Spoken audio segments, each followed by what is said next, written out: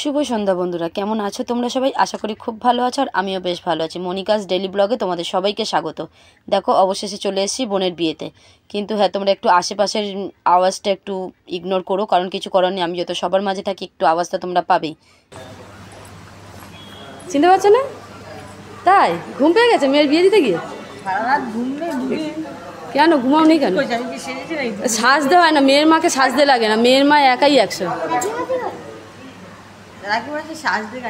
কোথায় পার্লারে?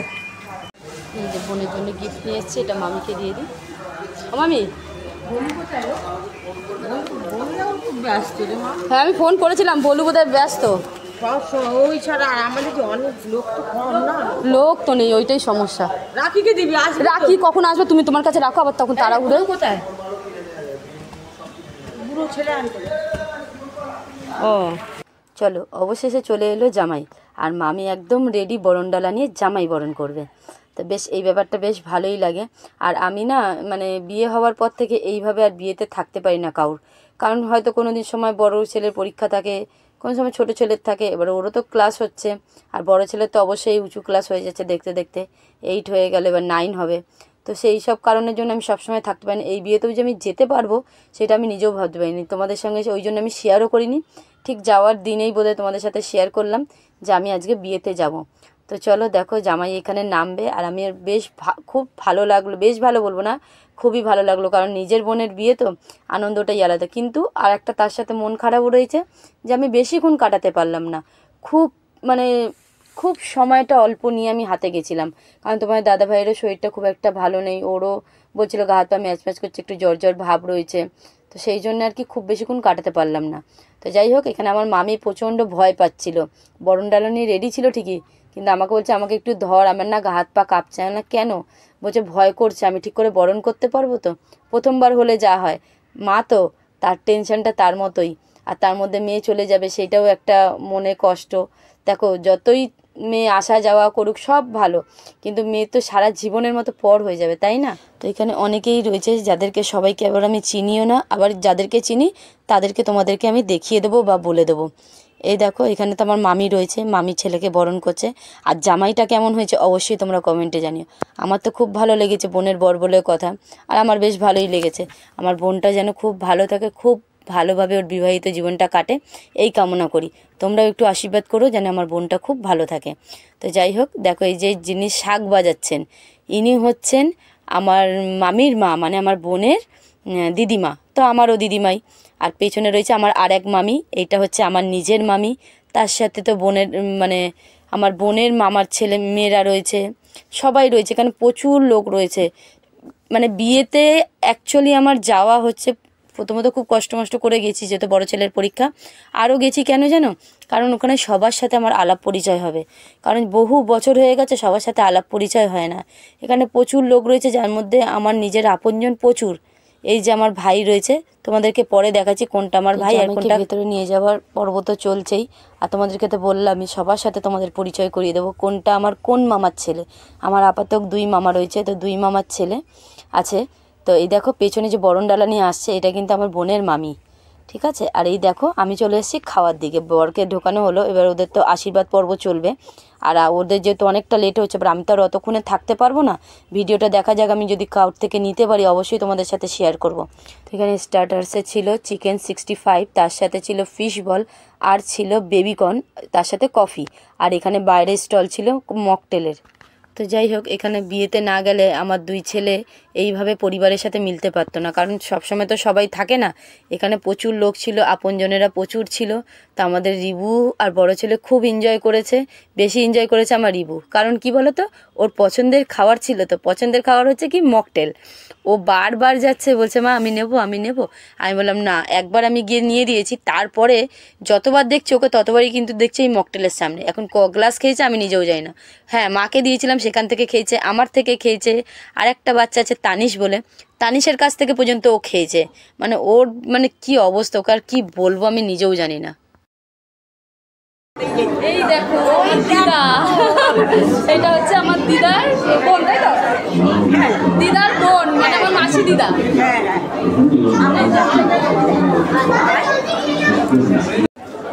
সবার সাথে দেখা হয়ে গেল। সবাই হচ্ছে আমার পরিবার। বোন গেছিলো সাজুগুজু করতে, তো বোন চলে এসে দেখো বোনকে এখানে আশীর্বাদ করাবে, তাই বোন বসে পড়েছে।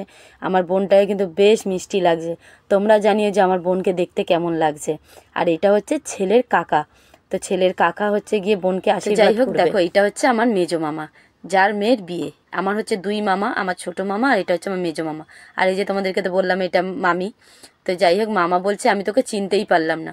তা আমি বলছি আমি তো তোর পাশ দিয়ে বারবার যাচ্ছি, ভাবছিলাম যে তুই হয়তো রাগ করে আছিস, কথা বলছিস না।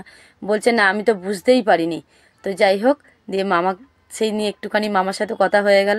দিয়ে এই যে এইটা হচ্ছে আমার ছোট মামার ছেলে, আর এই যে পেছনে নীল পাঞ্জাবি পরে এটা হচ্ছে আমার এক মাসির ছেলে, মানে আমার মায়ের জারতো বোনের ছেলে। তো সেই আন্দাজে মানে আমার থেকে সম্পর্কে কিন্তু মানে বয়সে সম্পর্কে বলছি, সরি বয়সে বড়, কিন্তু ওকে আমি নাম ধরেই ডাকি। কারণ খুব বেশি বড় হয়তো নয়, আমি ঠিক জানি না, কিন্তু ওকে আমি নাম ধরেই ডাকি।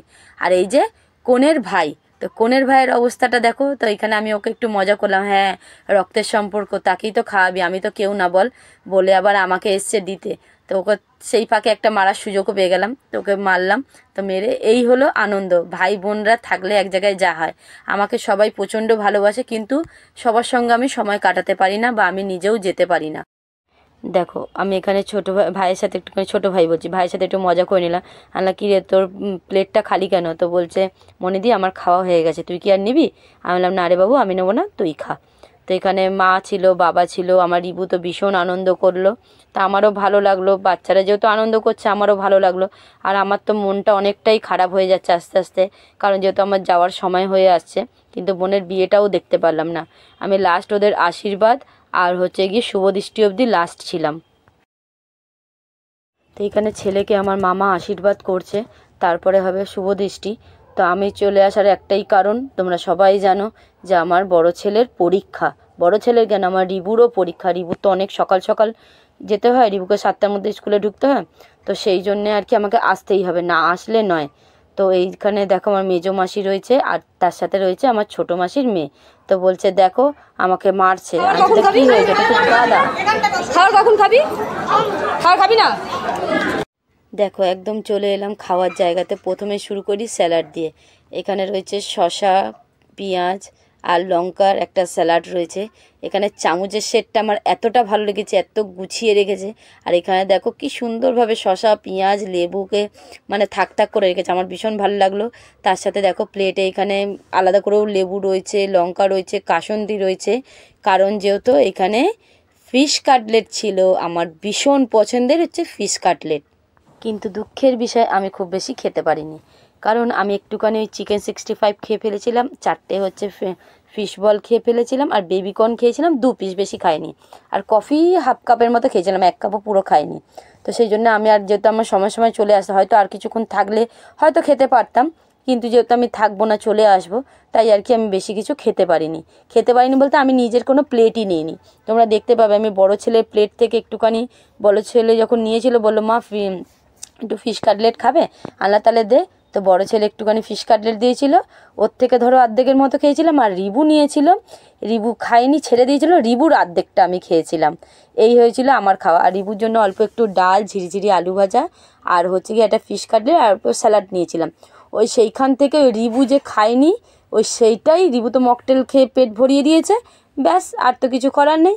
এবার ওই রিবু যেটুকু খেয়েছে, ওই রিবুর থেকেই আমি যেটা বেঁচেছে সেটা না ফিশ কাটলেট নিতে পেরেছি পরে, আর দই কাতলাও নিতে পারিনি, তার সাথে চিকেনও নিতে পারিনি। তো যাই হোক, এটা দেখো আমার আর এক বোন। এটা কোন বোন জানো? ওই যে পাঞ্জাবি পরা ভাইকে দেখালাম, সেই ভাইয়ের বোন, এরও বিয়েতে আমি গেছিলাম। আর এই যে ছোট্ট সোনা আমাদের, তো এইটা হচ্ছে আমার বোনপো।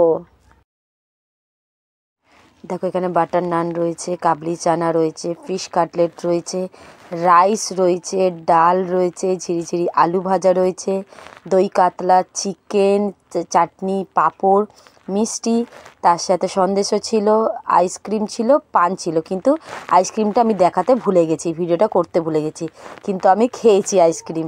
আমার বড় ছেলেও খেয়েছে। খাওয়া দাওয়া শেয়ার করতে পারলাম না, কারণ আমি খাইনি। রিবু যে পাতে নিয়েছিল সেইটাই আমি অল্প অল্প খেয়ে নিয়েছি, আমার ওতেই পেট ভরে গেছে, এখন আর খাবো না। তো চলো এবার আমি বেরিয়ে পড়বো, যা যা খেয়েছি সেটা শেয়ার করতে পারিনি। আমার মাসিকে দিয়েছি ফোন ধরতে, মাসি ফোন নিয়েই না, আমি ভিডিওটা কোথায় করব, আর ভিডিও করা হয়নি। খাওয়া হয়ে গেছে কিন্তু আর ভিডিও করা হয়নি। কোনটা দেখাবো? হ্যাঁ সব দেখিয়েছি। চলো এবার বাড়ির দিকে যাই, পরে আসছি। তো বাড়ির দিকে যাওয়ার আগে সবার সঙ্গে দেখা করতে এলাম, তো দেখছি বোনের শুভদৃষ্টি হচ্ছে। তাই আমি বললাম চলো তাহলে শুভদৃষ্টিটা দেখেই যাওয়া যাক। আমার বোন এখানে এতটাই ভয় পেয়েছে সে ধারণাও করতে পারে, মানে হয়তো বরের মুখ হয়তো আগেই শুভদৃষ্টির আগেই দেখে ফেলেছে, কারণ ও প্রচণ্ড পরিমাণে ভয় পেয়ে গেছে। তোমরা দেখো ওকে তুলেছে তখন অলরেডি ভয় পেয়েছে, এরপরে যখন ওকে উঁচুতে তুলেছে ও আরও ভয় পেয়ে গেছে। ওর অবস্থা দেখো, ওর তো পান আর নেই, হাতে আর পান নেই, মানে পুরো বরের সঙ্গে বরকে দেখেই ফেললো। মানে এত হাসিও পেয়েছিল কিন্তু বোনের খুব ভয়ও লাগছিল, এতটা উঁচুতে তো মানে ঘাবড়ে যাচ্ছিলো যে যদি পড়ে যাই যদি পড়ে যাই।